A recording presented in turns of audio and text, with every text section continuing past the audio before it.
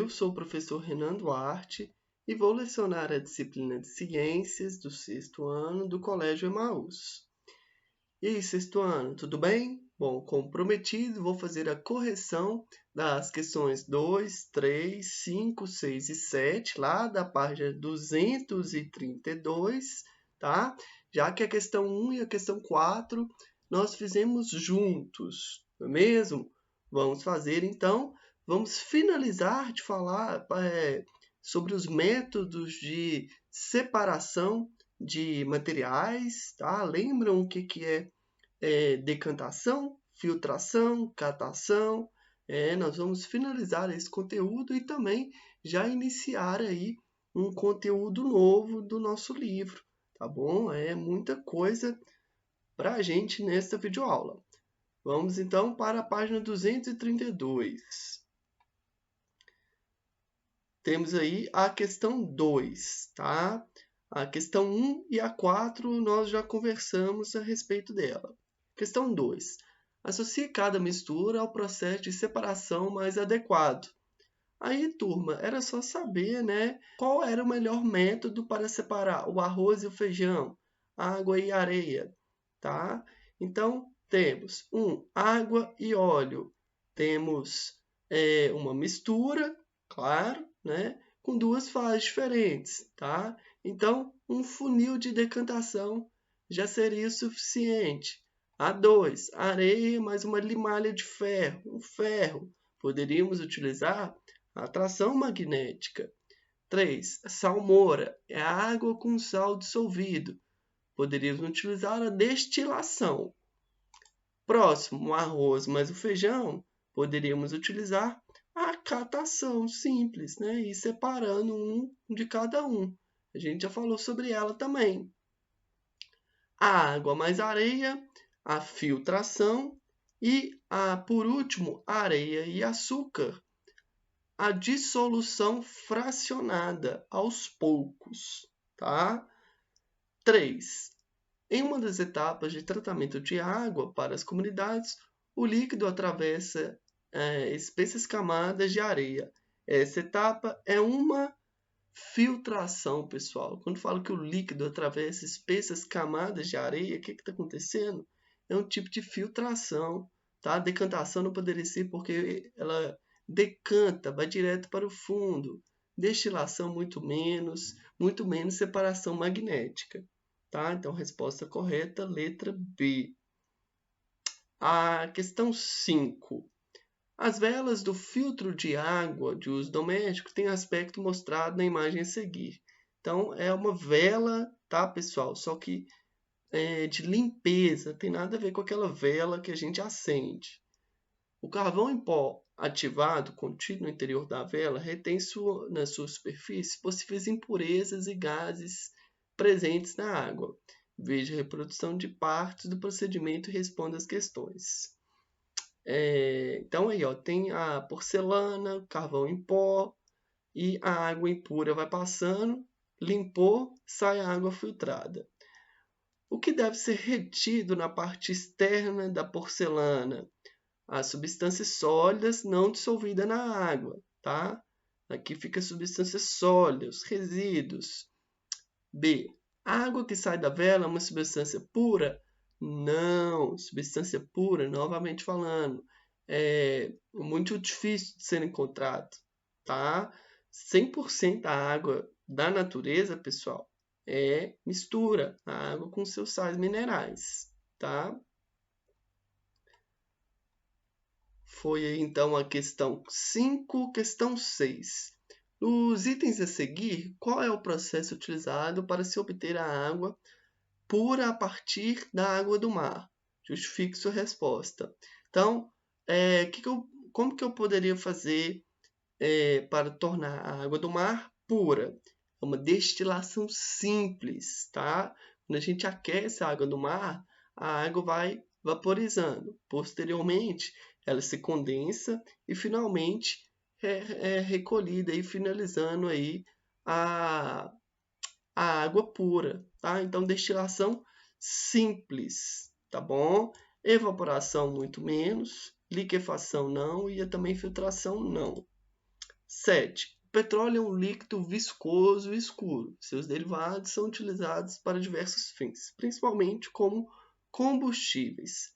Para obter os derivados de petróleo, é preciso separá-los pelo método de destilação fracionada. Então, derivados.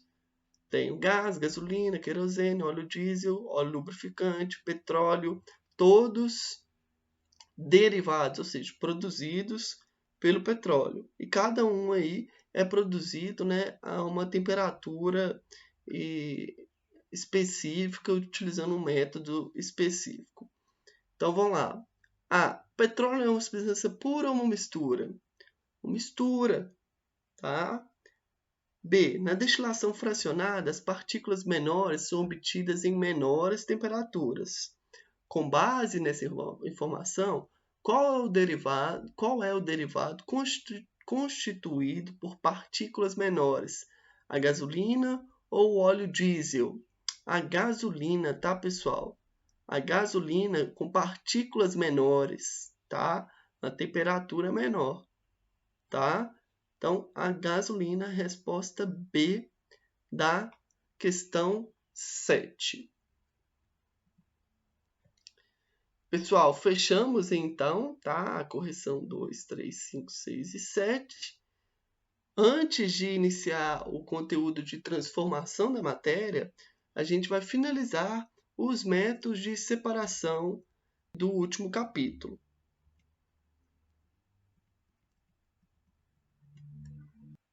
Bom, vamos voltar então um pouquinho aí na página 229, né? Para a gente finalizar os métodos de separação das misturas. Nesse caso, a gente vai falar sobre as misturas homogêneas. A gente já falou sobre os métodos de separação de misturas heterogêneas, tá? E eu vou finalizar falando da evaporação, destilação simples e destilação fracionada, beleza? A evaporação mais comum, né, pessoal? É um conceito que já está bem fresco na nossa cabeça. A destilação simples. Na destilação simples de sólidos dissolvidos em líquidos, a mistura é aquecida a um aparelho de laboratório chamado balão de destilação, tá? Os vapores produzidos neste balão passam pelo condensador, tá? Olha aqui, ó.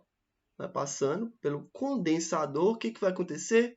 Vai condensar. Por isso que ele é resfriado.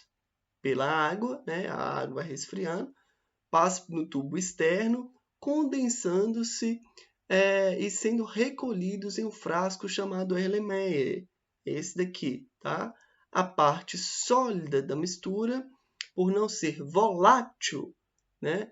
Não evapora e permanece no balão de destilação.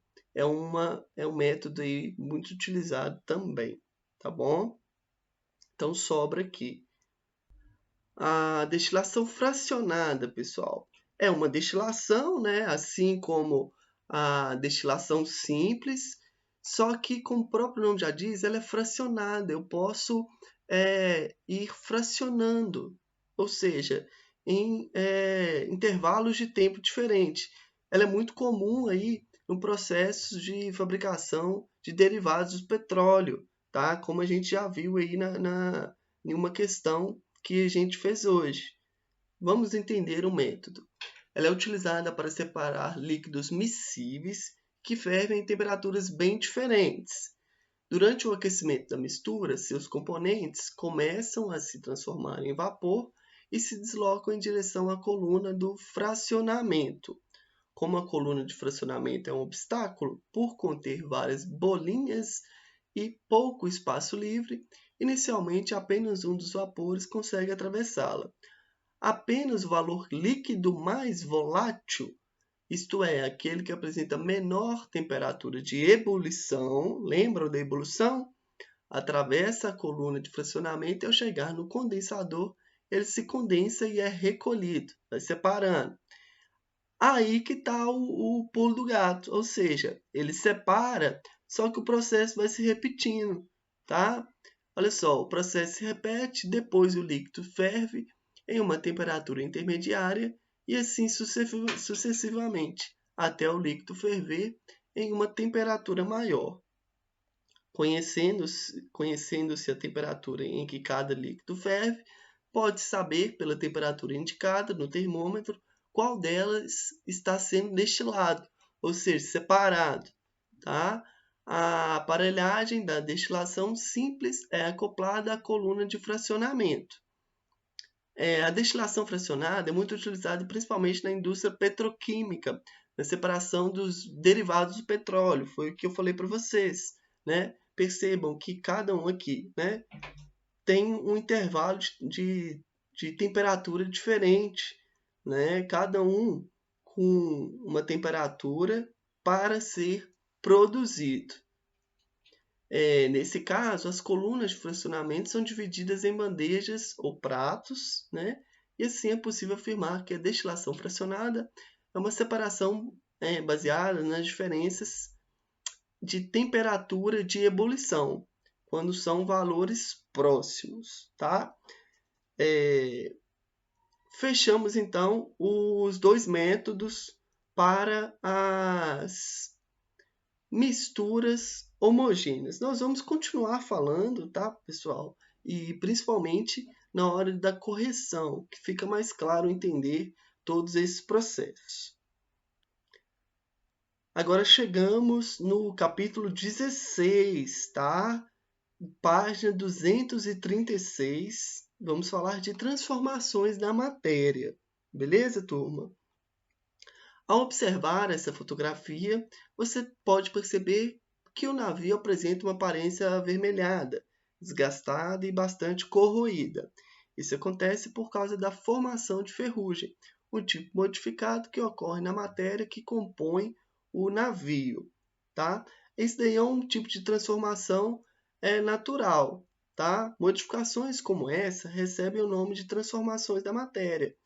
São transformações que ocorrem na natureza. Outro tipo de transformação da matéria muito comum, apesar de não ser visível, é a evaporação da água presente em lagos, rios, oceanos e até nos seres vivos. Depois voltará ao estado líquido e formará as nuvens. É o ciclo da água. Você sabe de qual metal se originou a ferrugem do navio? Existem diferenças entre ferrugem e o metal que originou? De onde vem a energia que evapora a água? Tá?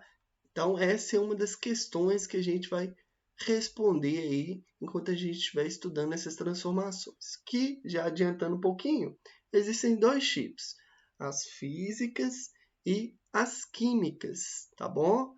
Transformações físicas e as transformações químicas, que são bem diferentes, tá bom? E a gente vai detalhar aí com mais calma na próxima videoaula. Beleza, pessoal? Então, finalizamos a aula de hoje. Façam as questões aí de 1 a 6, tá?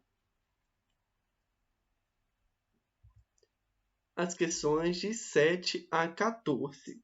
Fazemos a correção aí na próxima videoaula e damos sequência aos nossos estudos. Um grande abraço, até a próxima videoaula e lembre-se sempre, juntos no caminho certo.